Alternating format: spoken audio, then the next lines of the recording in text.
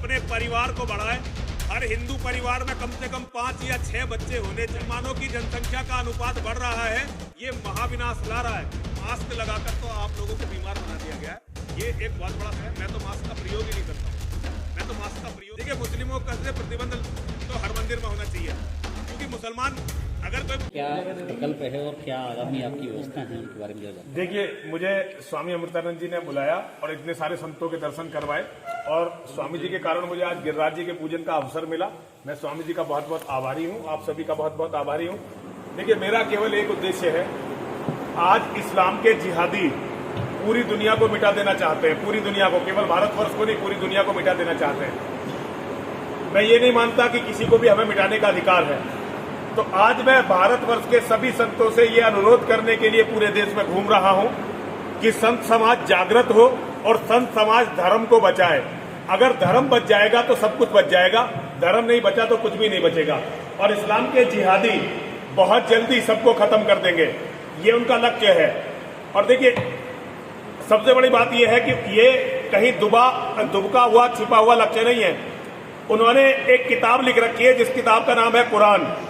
उस किताब में उन्होंने स्पष्ट लिख रखा है कि दुनिया में जब तक एक भी काफिर जिंदा है, हम जिहाद अर्थात होली वार ऑफ इस्लाम, इस्लाम का पवित्र युद्ध, इस्लाम का पवित्र धर्म युद्ध, जिसमें निर्दोष काफिरों को मारा जाता है, उनकी औरतों को बलात्कार करके मंडियों में बेचा जाता है, काफिरों की संपत्ति को छीना जाता है, उनके मठ मंदिरों को तोड़ा जाता है।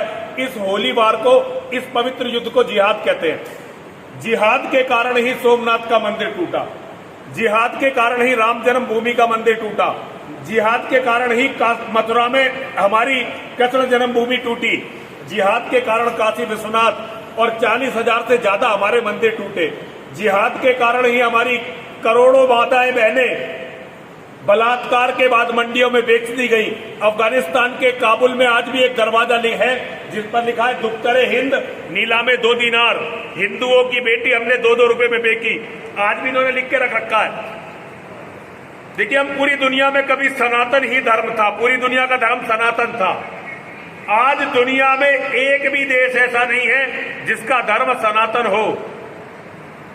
57-58 देश मुसलमानों के, 100 से ज्यादा देश ईसाइयों के, बौद्धों के भी देश है, कम्युनिस्टों के भी देश है, यहां तक कि 90 लाख यहूदियों का भी एक देश है। लेकिन हम सनातन के मानने वाले जो 100 करोड़ हैं, हमारा एक भी देश नहीं है।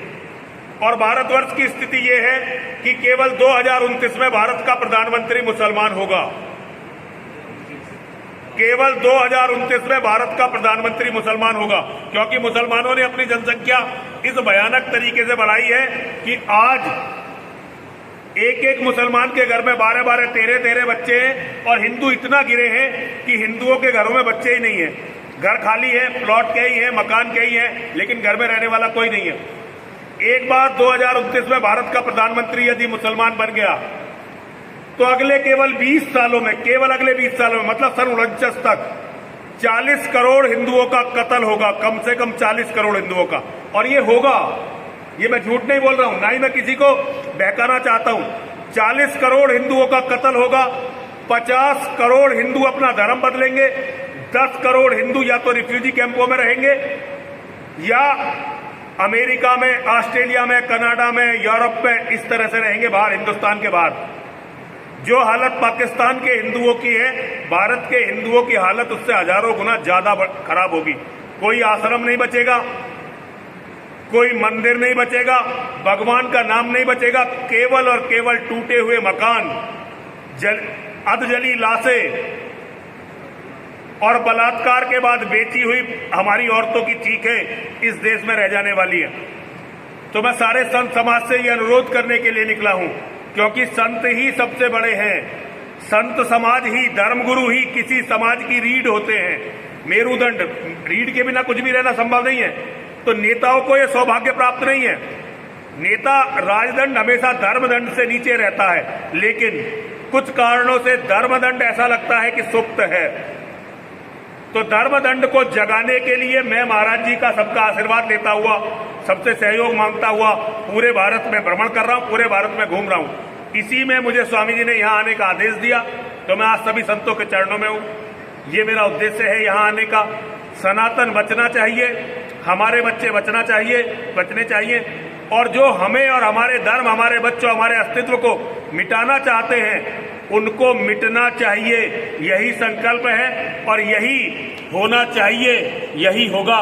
यही विश्वास मैं हर हिंदू को देना चाहता हूँ। स्वामी जी, आप धर्म की बात करते हैं, आखिरकार धर्म है क्या है?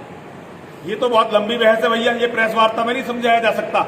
और अगर किसी को भगवान श्री कृष्ण की जन्मभूमि में, भगवान श्री कृष्ण की कर्म भूमि में रहकर भी धर्म नहीं समझ में आया तो ये तो फिर मैं तो समझा नहीं पाऊंगा। वैसे मेरा मानना यह है कि धर्म जो करने योग्य है उसी को धर्म कहते हैं, जो धारण करने योग्य है उसी को धर्म कहते हैं। हाँ भैया। महाराज जी, आप कह रहे हैं कि हिंदुओं का धर्म परिवर्तन होगा, मारे जाएंगे, तो क्या लोकतंत्र में आपका विश्वास नहीं है? नहीं, लोकतंत्र केवल तभी तक है जब तक हम ये हिंदू बाहुल्य है।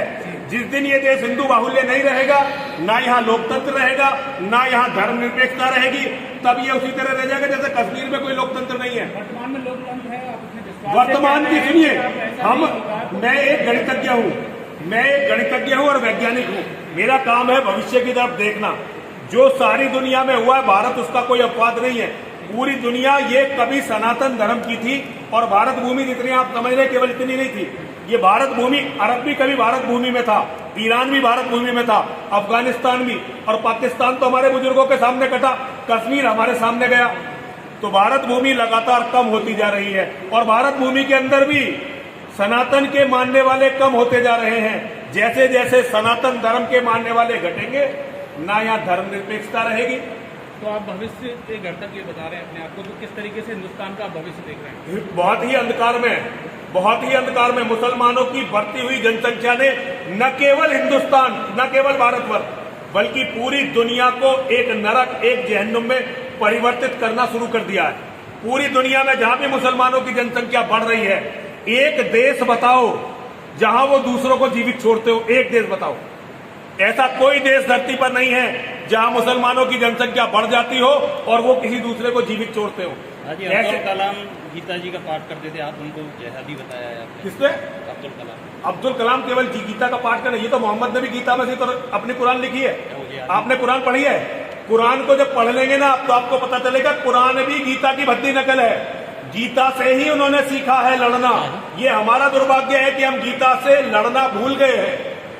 तो इन सब बातों के लिए आप क्या कर रहे हैं व्यक्तिगत तौर पे? किस तरीके से हिंदू अपने देखो, व्यक्तिगत तौर पर मैं एक छोटा सा गरीब सन्यासी, ना मेरे पास साधन है, ना धन है, ना कुछ है। मैं तो केवल बड़े बड़े संतों से, जैसे आज यहाँ आया हूँ, महाराज जी के चरणों में हूँ, स्वामी जी के चरणों में हूँ कि महाराज धर्म बचा लो, महाराज अपने बच्चों को बचा लो। बस संतों के बच्चे सब जितने आप लोग हमारे बच्चे हो, हम तो आपका अपना परिवार मानते हैं। आप मानो या ना मानो ये आपकी इच्छा, लेकिन हम सभी सनातन के मानने वालों को अपना परिवार मानते हैं।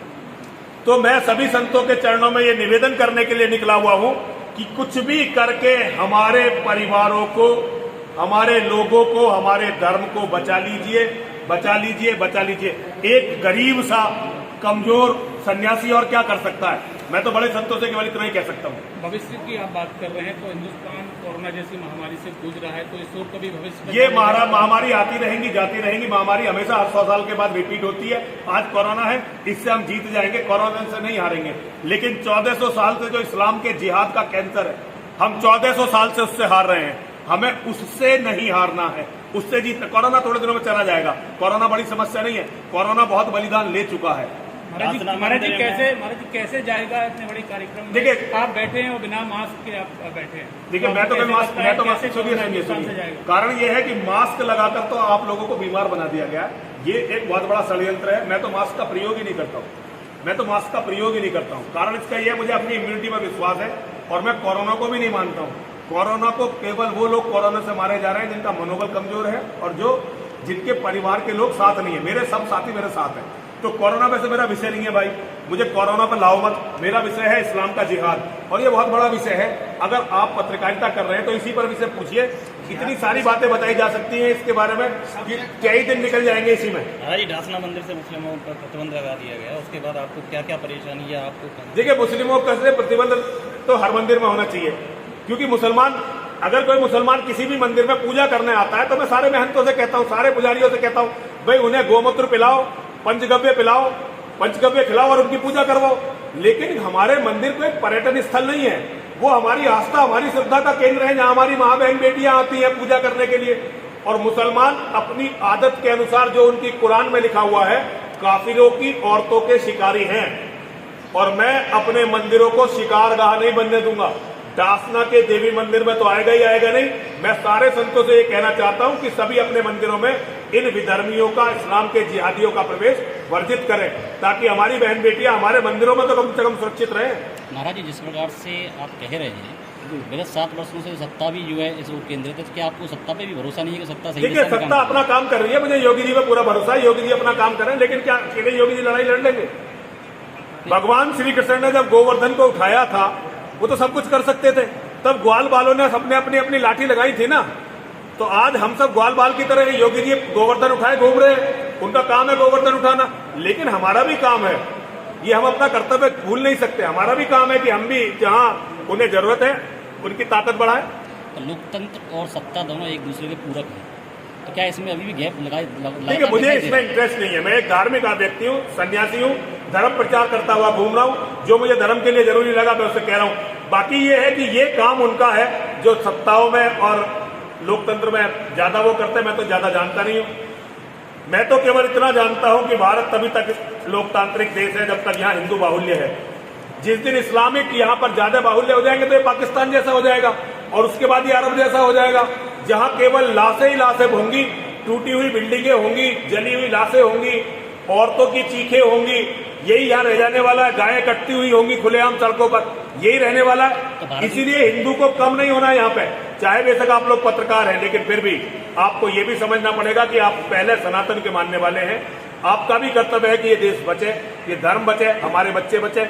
इसके लिए हम सभी को प्रयास करने, यही मेरा आप सबसे कहना है। संदेश देना चाहिए ब्रजवासियों को? केवल संदेश ये देना चाहता हूं कि हिंदू नेताओं के भरोसे पर ज्यादा ना रहे, अपने परिवार को बढ़ाए।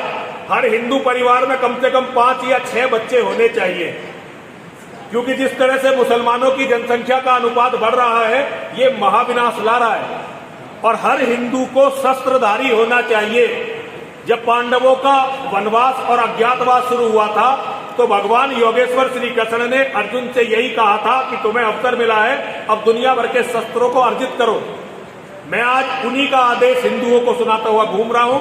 हिंदुओं को हर तरह के शस्त्र रखने चाहिए, परिवार को मजबूत बनाना चाहिए, परिवार को बढ़ाना चाहिए। यही मेरा हिंदुओं के लिए संदेश है। सभी हिंदू गीता पढ़ें और भगवान के अनुयायी बने। केवल बैठकर भगवान का नाम न जपते रहें, बल्कि जैसे कर्म भगवान ने करे थे ऐसे कर्म करके दिखाएं। यही मेरा सारे हिंदुओं से अनुरोध है। हमसे जुड़े रहने के लिए हमारे YouTube चैनल को सब्सक्राइब करें और नई वीडियो की नोटिफिकेशन के लिए बेल आइकॉन को दबाएं। अगर आप ये वीडियो Facebook पर देख रहे हैं तो लाइक जरूर करें और ज्यादा से ज्यादा शेयर करें। धन्यवाद।